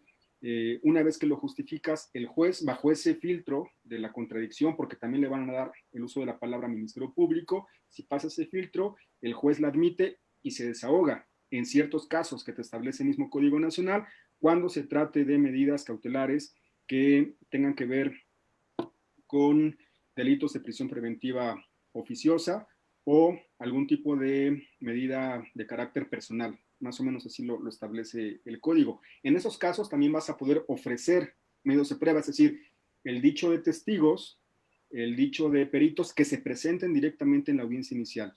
Es ahí cuando el juez, escuchando lo que invocaron las partes o lo que dijeron esos medios de prueba en audiencia inicial, va a hacer un razonamiento de forma libre, de forma lógica, bajo máximas de la experiencia. Todo lo que dijimos en esta charla tiene que valorar y determinar si vincula o no vincula a proceso. Y ya por último, en caso de que vinculen, Ronald, en caso de que llegaran a vincular esos datos de prueba o medios de prueba, puedes perfeccionarlos. Incluso puedes allegarte de más información porque van a fijar un plazo para cierre de investigación y en ese plazo va a existir una investigación complementaria que tú como defensa vas a recabar más datos, más medios, va a venir una audiencia intermedia, vas a ofrecer esos medios de prueba y desahogarse en audiencia de juicio. Puede que coincidan, puede que esa información que tú presentaste en audiencia inicial sea la misma que presentes en audiencia de juicio, mismos testigos, pero también se puede complementar porque ya tuviste mayor tiempo, ya tuviste mayor posibilidad de hacer actos de investigación, te pudiste auxiliar quizá de más peritos, encontraste a más personas que supieron de los hechos y los ofreces como medio de prueba en la audiencia intermedia previa entrevista y haciendo un descubrimiento probatorio al agente del Ministerio Público. Entonces, repito, puedes utilizarlo en audiencia inicial o también se pueden utilizar con ese camino que te acabo de decir en audiencia de juicio. Pues espero haber respondido, Ronald. Te agradezco mucho, abogado. No de qué, al contrario. No sé si hay más preguntas. Doctor, buenas tardes. Buenas tardes. Su servidor Javier Farrera, primero que nada, felicitarlo por la ponencia. No sé si yo logro escucharme bien. Sí, sí, te escucho. Gracias. Siempre va a ser un placer escucharlo, doctor. Hace un momento, cuando hablaba de la valoración, vi por ahí una tesis que usted cita en donde habla de la probabilidad y de las proposiciones. Varios autores ya se han referido a las proposiciones fácticas y mi pregunta es concreta, doctor. ¿Una proposición fáctica, de acuerdo a su criterio, puede estar probada aunque ésta sea falsa? Pues es una buena pregunta. Pero antes de responderte, Javier, quiero agradecerte públicamente. Lo dije en un principio cuando empezó la ponencia, que gracias al contacto que tuviste a través de las redes sociales, pues logramos llevar a cabo este evento que por diferentes razones estuvo posponiendo. Y pues agradecerte el hecho de que me hayas realizado la invitación, a todo tu equipo también, que sin ánimo de lucro, con la simple intención de compartir el conocimiento, llevan a cabo ese tipo de eventos. Agradecerte en primer lugar y paso a responderte. Pues eso que tú mencionas, si bien parte de esa información estaba en la tesis, hay que tomar en cuenta y no tener una venda en los ojos, que en la práctica, eso que vemos en la ley, lo que establece la norma, lo que establecen los libros, los juristas, los expertos, pues en la práctica no siempre se lleva así. Desafortunadamente, en algunas ocasiones, no hago referencia únicamente de la gente del Ministerio Público, sino también de la defensa, que estas cuestiones fácticas estén sustentadas en hechos falsos. Y es muy común. Desafortunadamente, llega a suceder así, lo decía yo en la parte inicial de mi presentación, cuando hice referencia a una frase que una verdad, nunca vamos a tener una verdad absoluta, vamos a tener una verdad relativa desde los diferentes enfoques o las diferentes partes que estén diciendo su verdad. En el caso del Ministerio Público va a tener una teoría del caso, en el caso de la defensa también, pero puede que ambas o una de ellas sea falsa, como bien lo dices. ¿Qué hacer ante eso?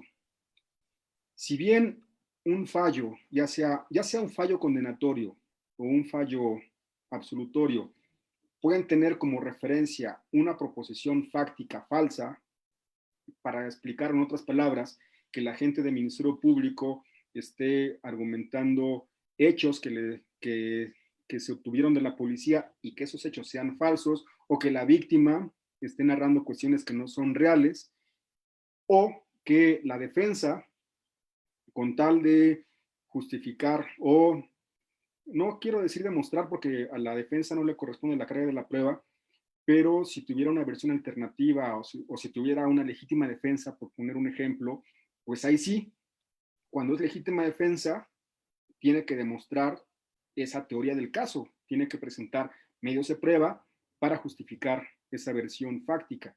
Pero puede que esa versión fáctica sustentada en una legítima defensa sea falsa. Él diga, pensemos un hecho, yo como acusado en ese día, en ese momento, únicamente actué porque la víctima me agredió, fue una agresión real, actual, inminente, y no tuve otra forma que repeler la misma, y por eso lo maté, o por eso lo lesioné. Puede que sea una versión fáctica, con circunstancias de tiempo, lugar y modo, pero cabe la posibilidad que esa versión sea falsa, que no sea real. ¿Qué hacer ante eso? O sea, ya respondí parte de tu pregunta. En la práctica llega a suceder, pero ¿qué hacer? O sea, ¿qué recomendación? No es únicamente analizar el problema, sino que aconsejarle, principalmente aconsejar a los estudiantes, a los que apenas se están formando en esta profesión,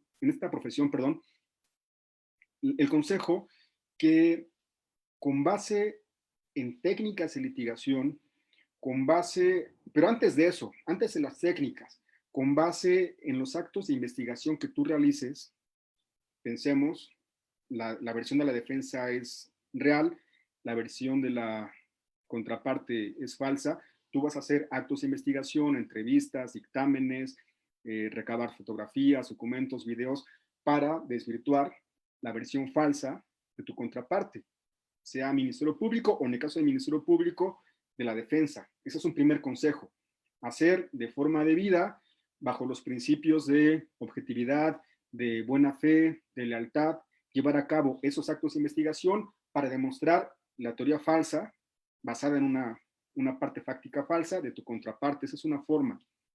El segundo consejo, a través de técnicas de litigación, a través de los interrogatorios, pero principalmente de los contrainterrogatorios, tú puedes refutar, restarle credibilidad al dicho del testigo, de la contraparte, evidenciar contradicciones, sacar mucha información para abonar tu teoría del caso o para desvirtuar la teoría del caso de la contraparte, en este caso, si fuera basada en una posición o proposición fáctica falsa.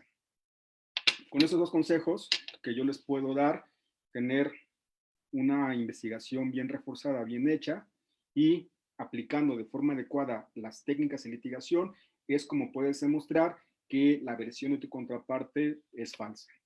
Es lo que yo podría recomendarles. Gracias, doctor. Gracias. Y de nueva cuenta felicitarlo, y las puertas del centro considero que siempre van a estar abiertas para usted. Buenas tardes. Muchas gracias.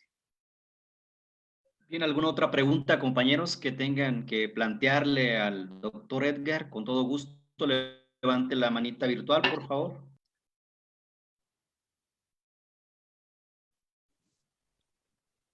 No existe ninguna otra intervención.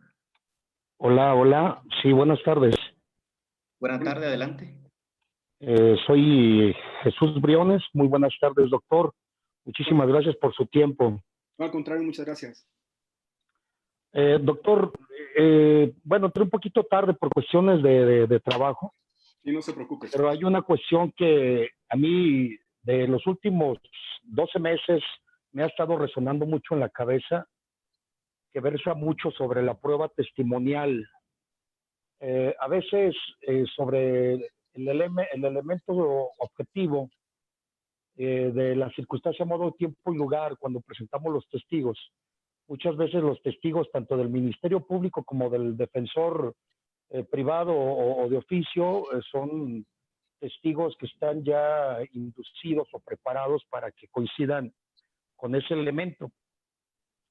Entonces, ¿de qué manera podemos tratar o proponerle al juzgador sobre una testimonial que esté versada sobre una psicología, un testimonio que vaya de acuerdo a un lenguaje corporal en el que se esté detectando algo inverosímil, algo creado, algo que posiblemente de manera de palabra coincida con la denuncia, pero en cuestión corporal esté completamente alejado, o con la psiquis o la psicología de lo que está buscando el juzgador, que es llegar a la verdad de descubrir el hecho o a la verdad del hecho jurídico.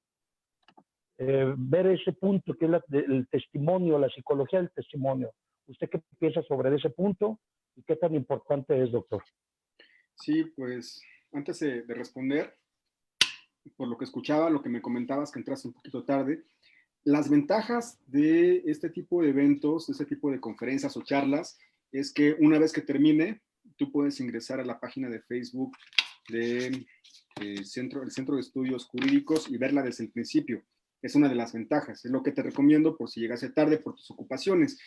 Ahora, ya para enfocarnos a la pregunta, al tema central, créeme que, bueno, te entiendo muy bien, y este tipo de temas que tú mencionas respecto a la psicología del testimonio, pero más allá, más que la psicología del testimonio, cuando empezaban a darse conferencias en el, ¿qué te gusta? En el año 2000, desde el 2008 al 2012 más o menos, muchos ponentes, y me tocó asistir a algunas conferencias sobre la detección de mentiras. No sé si a lo mejor en alguna ocasión tú llegaste a asistir a alguna conferencia de esas, o quizá leer algún libro o algún autor respecto a la detección de mentiras. Porque Sí. nosotros al estar influenciados por un sistema anglosajón, me refiero principalmente a Estados Unidos, así como lo vemos en las películas que hacen ese tipo de estudios o que utilizan ciertas técnicas para detectar si una persona miente o no.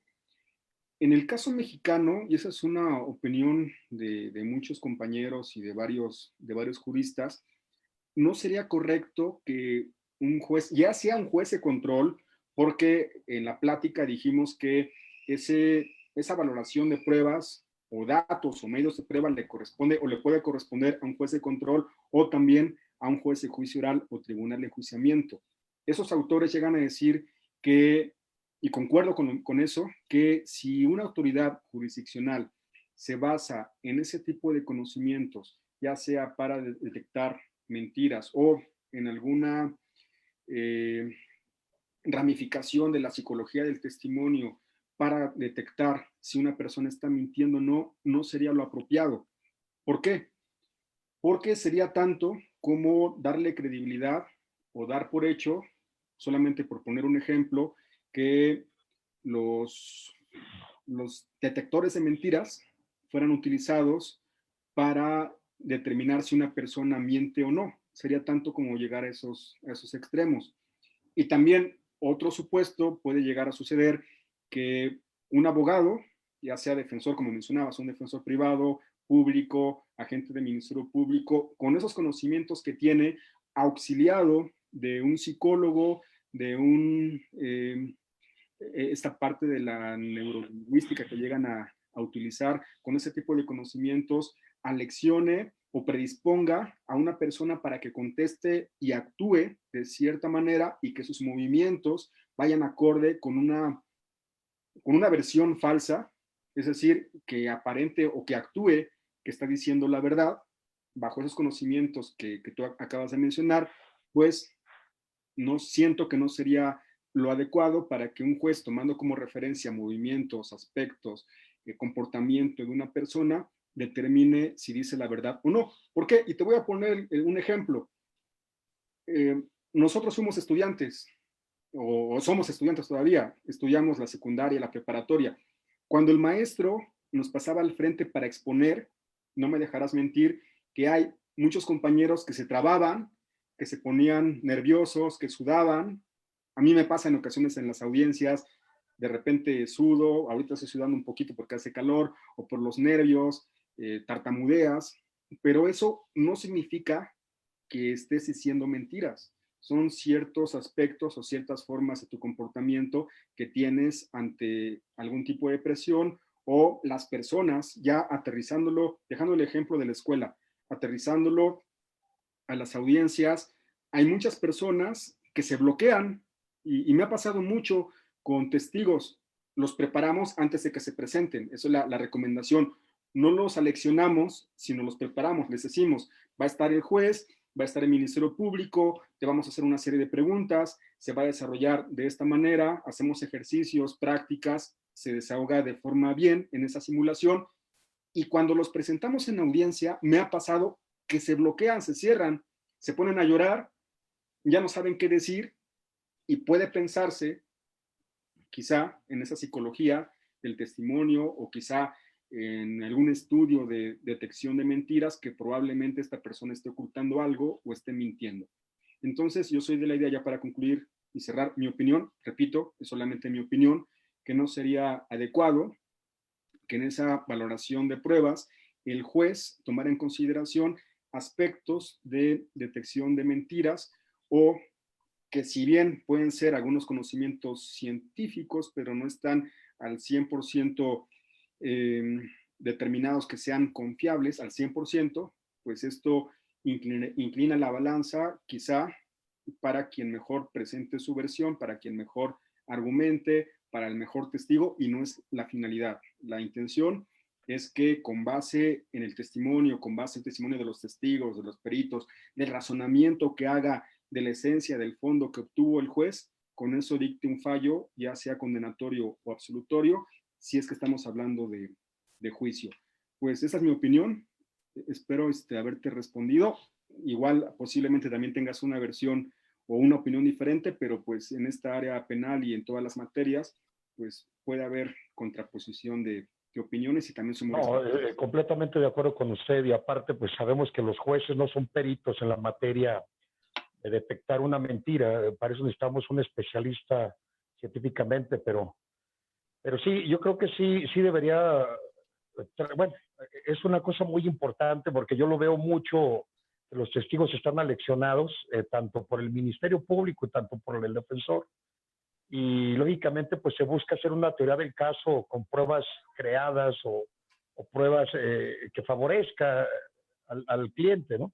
Pero efectivamente estoy de acuerdo con usted, doctor. Muchísimas gracias. Gracias. Gracias. Muchas gracias, doctor Edgar, por su intervención. Existen, sin duda alguna, algunas interrogantes todavía que no alcanzaron a disiparse. Desafortunadamente ha culminado el tiempo programado para esta sesión. Ojalá que en posteriores ocasiones pueda acompañarnos, como lo dijo el maestro Javier Farrera. Las puertas del Centro de Estudios Jurídicos y Formación Especializada Hermes siempre estarán abiertas para usted. Y quiero resaltar lo que mencionaba durante su charla, doctor. Efectivamente, el centro de estudios citado de manera genuina ha aperturado este tipo de espacios sin el ánimo de lucrar durante esta pandemia, sino que la intención es generar este espacio a través de los medios tecnológicos para que podamos contribuir al desarrollo profesional y académico de todos los participantes. Doctor, estamos sumamente agradecidos con su intervención. Sabemos que tiene muchos compromisos, tanto laborales como educativos, y a pesar de ello nos ha dado la oportunidad de poder escucharlo en esta tarde-noche. No quiero dejar pasar la oportunidad para agradecer también al maestro Javier Farrera, como usted bien lo mencionaba. Él fue el conducto para que esta noche estuviera con nosotros. Desde aquí le agradezco infinitamente su participación, su apoyo, e igual hacer la invitación a todos para que podamos seguir en esta dinámica, y las puertas también del Centro de Estudios están abiertos para todos. Doctor, muchas gracias. Quiero hacer mención textualmente de un reconocimiento que le haremos llegar a través de los medios tecnológicos o en su defecto de manera física, si usted lo autoriza, y me voy a permitirlo leer de manera textual.